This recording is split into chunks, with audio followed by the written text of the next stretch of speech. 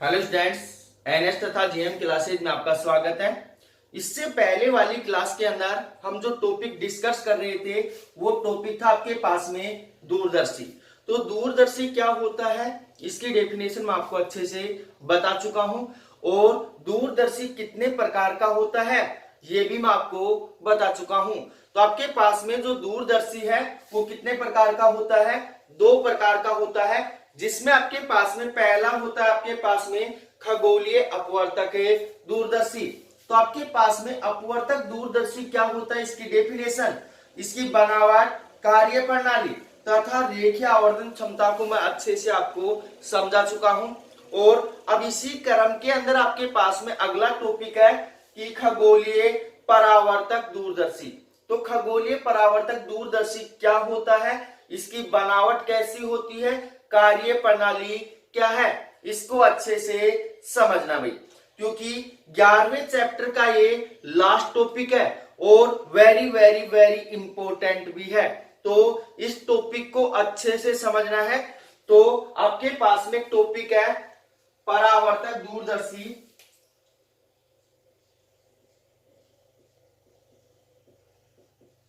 परावर्तक दूरदर्शी।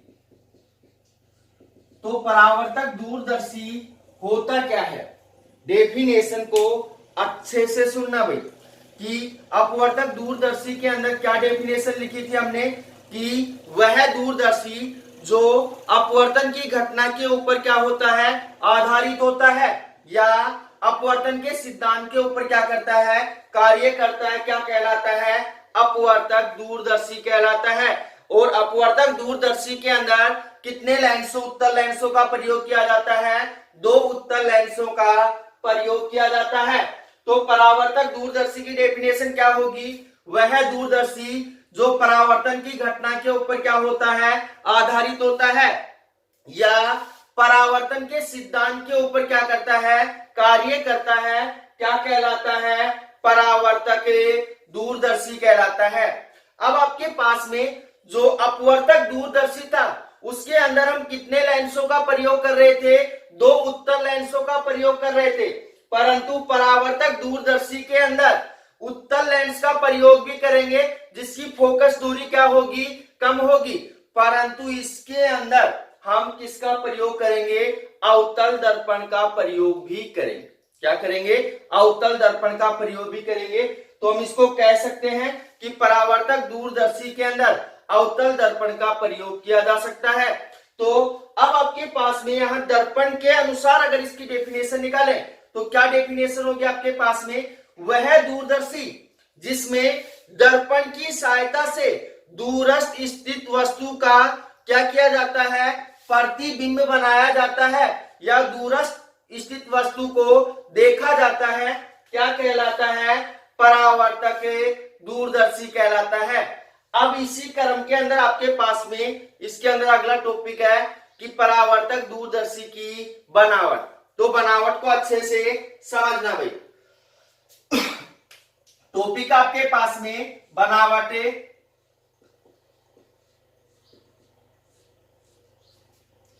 तो ध्यान से समझना परावर्तक दूरदर्शी की बनावट को।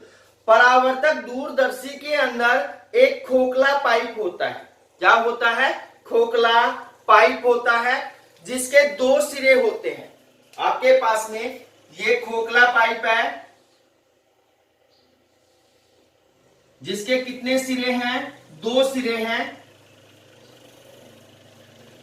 तो आपके पास में इस खोखले पाइप के दूसरे सिरे की ओर, इस खोखले पाइप के दूसरे सिरे की ओर एक उत्तल लेंस लगा दिया जाता है जिसकी फोकस दूरी और द्वारक क्या होता है, छोटा होता है।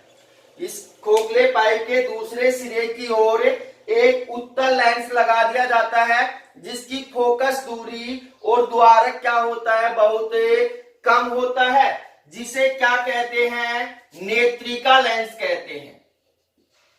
क्या कहते हैं? नेत्रिका लेंस। तो अब उससे आगे आपके पास में जो खोखली नली है पाइप है, इस पाइप के दूसरे सिरे के ऊपर एक अवतल दर्पण लगाया जाता है। ये क्या लगाया जाता है? अवतल दर्पण लगाया जाता है, जिसे कहते हैं प्राथमिक अवतल दर्पण। जिसे क्या कहते हैं? प्राथमिक अवतल दर्पण। और इसको नाम दे देते हैं कि आपके पास में कौन सा दर्पण है? M1 है।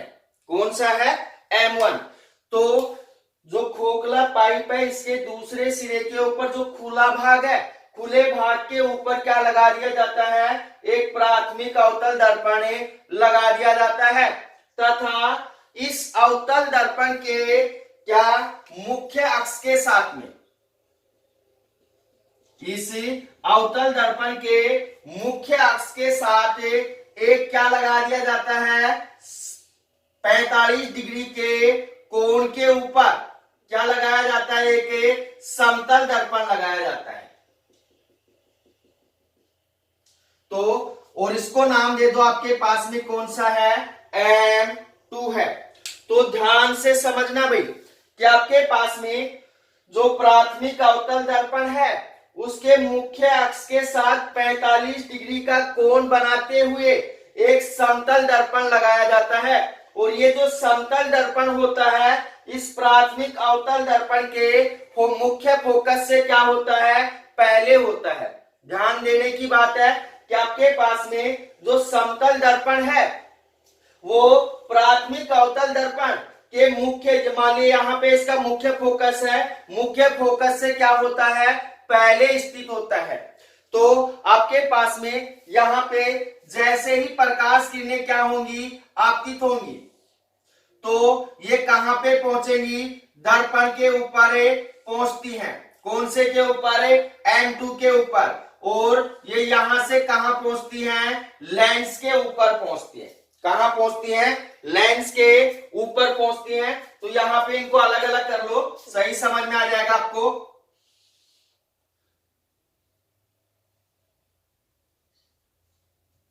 इसको यहां से मान लो,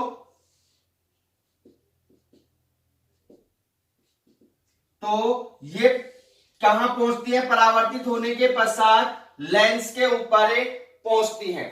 तो ये हो गई आपके पास में इसकी साधारण सी बनावट। साधारण सी बनावट को दोबारा से समझ लेना कि आपके पास में परावर्तक दूरदर्शी के अंदर एक खोखला पाइप होता है, जिसके दूसरे सिरे के ऊपर क्या लगाया जाता है? एक उत्तल लेंस लगाया जाता है, जिसकी फोकस दूरी और द्वारक क्या होता है? बहुत कम होता है। इसके जो खोखला पाइप है, खोखले पाइप के सिरे के ऊपर क्या लगाया जाता है? जो खुला सिरा है, खुले सिरे के ऊपर प्राथमिक अवतल दर्पण M1 लगाया जाता है। तथा एक समतल दर्पण प्राथमिक अवतल दर्पण के मुख्य अक्ष के साथ 45 डिग्री के कोण के ऊपर मुख्य फोकस से पहले रखा जाता है। जब प्रकाश किरणें इस समतल दर्पण के ऊपर क्या होती हैं? आपतित होती हैं, तो परावर्तन के पश्चात कहां पहुंच जाती हैं? उत्तल लेंस के ऊपर पहुंच जाती हैं। तो जो अंतिम प्रतिबिंब है, वो कौन बना रहा है? आपके पास में नेत्रिका लेंस बना रहा है। अब इसकी कार्य प्रणाली के अंदर आपको अच्छे से समझ में आ जाएगा सारी चीजें कि आपके पास में प्राथमिक अवतल दर्पण के ऊपर प्रकाश किरणें कैसे आपतित होती हैं, और आपके पास में जो समतल दर्पण है वो कहां प्रतिबिंब बनाएगा, और जो आपके पास में नेत्रिका लेंस है वो कहां प्रतिबिंब बनाएगा। तो अब अगला टॉपिक आपके पास में कार्य प्रणाली।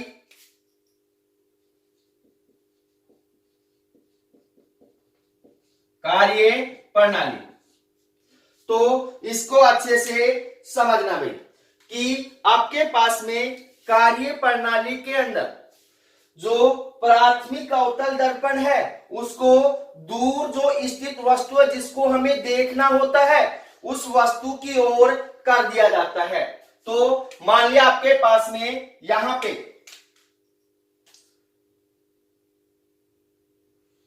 क्या है? आपके पास में प्राथमिक अवतल दर्पण M1 है।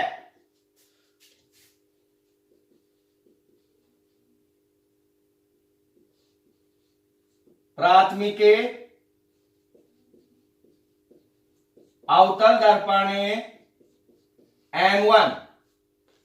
अब उससे आगे ध्यान से समझना कि प्राथमिक अवतल दर्पण M1 को दूर जो वस्तु स्थित है उसकी ओर कर दिया जाता है।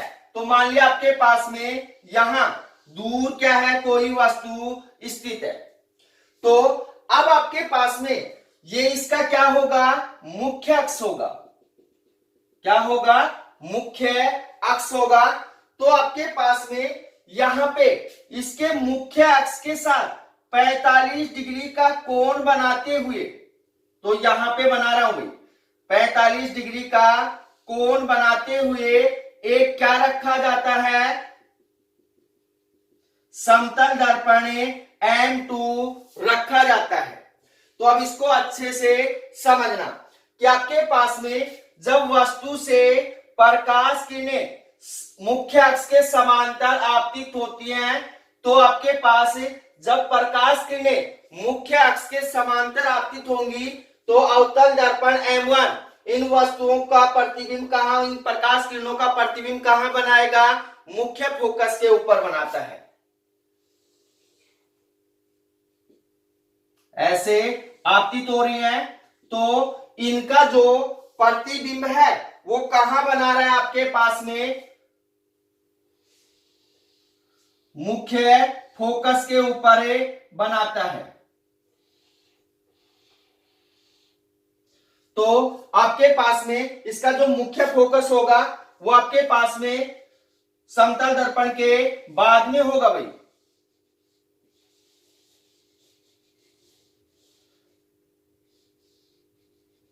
इसको मान लो आपके पास में ये क्या है, आपतित किरण ही मान लो, इसको जो मुख्य अक्ष माना है उसको क्या मान लेते हैं, आपतित किरण। आपतित किरण कहीं से भी मान सकते हैं हम, कोई दिक्कत नहीं है। तो आपके पास में यहां पे जो प्रकाश किरणें मुख्य अक्ष के समांतर क्या होती हैं, आपतित होती हैं। तो इनका जो प्रतिबिंब है, जो आपके पास में प्राथमिक अवतल दर्पण है, इन प्रकाश किरणों को कहां पे केंद्रित करता है, मुख्य फोकस के ऊपर केंद्रित करता है। तो आपके पास में ये जैसे ही मुख्य फोकस के ऊपर केंद्रित करेगा, तो इससे पहले हमने क्या लगा रखा है, एक समतल दर्पण M2 लगा रखा है। एक समतल दर्पण क्या लगा रखा है, M2। और अब आपके पास में ये प्रकाश किरणें मुख्य फोकस के ऊपर केंद्रित होने से पहले किसके ऊपर आपतित होती हैं, समतल दर्पण M2 के ऊपर क्या होती हैं, आपतित होती हैं। और समतल दर्पण इन प्रकाश किरणों को क्या कर देता है, परावर्तित कर देता है। समतल दर्पण इन प्रकाश किरणों को क्या कर देता है, परावर्तित कर देता है। तो आपके पास जो समतल दर्पण के कारण बनने वाला जो प्रतिबिंब है, वो प्रतिबिंब क्या है आपके पास में, यहां पे आपके पास जो प्रतिबिंब बना A डैश B डैश बना है, क्योंकि वस्तु को आपने कितना माना है, AB माना है। कितना माना है, AB माना है। तो आपके पास में समतल दर्पण के कारण जो प्रतिबिंब बन रहा है वो कितना बन रहा है, A डैश B डैश बन रहा है। अब आपके पास में ये जो प्रतिबिंब है ये किसके ऊपर आपतित होता है, जो हमने खोखले पाइप के अंदर नेत्रिका लेंस लगा रखा है। खोखले पाइप के अंदर क्या लगा रखा है, नेत्रिका लेंस जो लगा रखा है उसके ऊपर क्या होती हैं, आपतित होती हैं। और ये जो नेत्रिका लेंस है वस्तु का प्रतिबिंब कहां बनाता है, A डबल डैश, यहां पे मान लो A double dash B double dash के ऊपर बनाता है।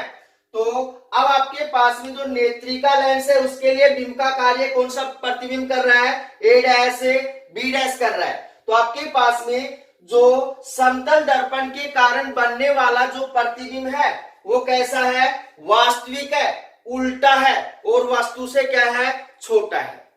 वास्तविक है, उल्टा है, वस्तु से क्या है, छोटा है। परंतु नेत्रिका लेंस के कारण बनने वाला जो प्रतिबिंब A double dash B double dash वो क्या है, आपके पास में आभासी है, सीधा है और वस्तु से क्या है, बड़ा है, वस्तु से क्या है, बड़ा है। तो आशा करते हैं आपको समझ में आया होगा। तो दोबारा से एक बार रिपीट कर देता हूं कि माना आपके पास में जिस वस्तु को देखना होता है उस वस्तु को हम क्या करते हैं, प्राथमिक अवतल दर्पण के सामने रखते हैं। क्या करते हैं, प्राथमिक अवतल दर्पण के सामने रखते हैं और प्राथमिक अवतल दर्पण के साथ हमने 45 डिग्री के कोण के ऊपर क्या रख रखा है, एक समतल दर्पण है M2 रखा है। तो अब आपके पास में माना जो वस्तु है वो क्या है, AB है। इस वस्तु से मुख्य अक्ष के समांतर आपतित होने वाली प्रकाश किरणें परावर्तन के पश्चात कहां पे केंद्रित होंगी, मुख्य फोकस के ऊपर केंद्रित होती हैं। परंतु हमने जो समतल दर्पण M2 लगाया है वो क्या है, आपके पास में जो प्राथमिक अवतल दर्पण है उसके मुख्य फोकस से पहले है और कितने डिग्री के कोण के ऊपर है, 45 डिग्री के कोण के ऊपर है। तो अब आपके पास में ये मुख्य फोकस के ऊपर केंद्रित होने से पहले किसके ऊपर आपतित होती हैं, जो समतल दर्पण M2 है उसके ऊपर क्या होती हैं, आपतित होती हैं। तथा समतल दर्पण इनको क्या कर देता है, परावर्तित कर देता है और परावर्तन के पश्चात इनका जो प्रतिबिंब है A' B' बनाता है। तो समतल दर्पण के कारण बनने वाला जो प्रतिबिंब है वो कैसा है, आपके पास में वास्तविक है, उल्टा है और क्या है, वस्तु से छोटा है। अब आपके पास में ये जो प्रतिबिंब A' B' है ये नेत्रिका लेंस के लिए किसका कार्य कर रहा है, बिंब का कार्य कर रहा है। किसका कार्य कर रहा है, बिंब का कार्य कर रहा है। तो आपके पास में जो नेत्रिका लेंस है, जो A' B' प्रतिबिंब है इसका दोबारा से प्रतिबिंब कौन सा बनाता है, A'/B' बनाता है। और ये जो प्रतिबिंब है ये कैसा है, आभासी है, वस्तु से बड़ा है और आपके पास में कैसा है, सीधा है। तो ये हो गया अपना 11वां चैप्टर कंप्लीट। तो अगली क्लास में हम 12वां चैप्टर स्टार्ट करेंगे। तो 11वें चैप्टर के अंदर किसी भी भैया बहना को किसी भी टॉपिक के अंदर कोई भी प्रॉब्लम है तो आप पूछ सकते हैं। उसके बाद हम 12वां चैप्टर क्या करेंगे, स्टार्ट करेंगे। तो कल से हम 12वां चैप्टर स्टार्ट करेंगे और उसके बाद 1 तारीख से या 2 तारीख से हम ऑनलाइन क्लासेज स्टार्ट कर रहे हैं। तो सभी भैया बहना अपना अरेंजमेंट रखें क्योंकि उसके लिए आपको मोबाइल की आवश्यकता होगी और कम से कम 3 घंटे क्लास होगी, फिजिक्स की, केमिस्ट्री की, मैथ और बायो की। तो अपनी व्यवस्था रखें भाई। और किसी भी भैया बहना को कोई भी प्रॉब्लम है कि सर मैं व्यवस्था नहीं कर पाऊंगा तो वो हमें कमेंट्स करके या व्हाट्सएप पे मैसेज करके बता सकते हैं, उनका सॉल्यूशन भी कुछ ना कुछ किया जाएगा। तो अगर वीडियो आपको पसंद आया है तो वीडियो को लाइक कीजिए, शेयर कीजिए तथा हमारे YouTube चैनल को सब्सक्राइब कीजिए। तो मिलते हैं एक छोटे से ब्रेक के बाद। धन्यवाद।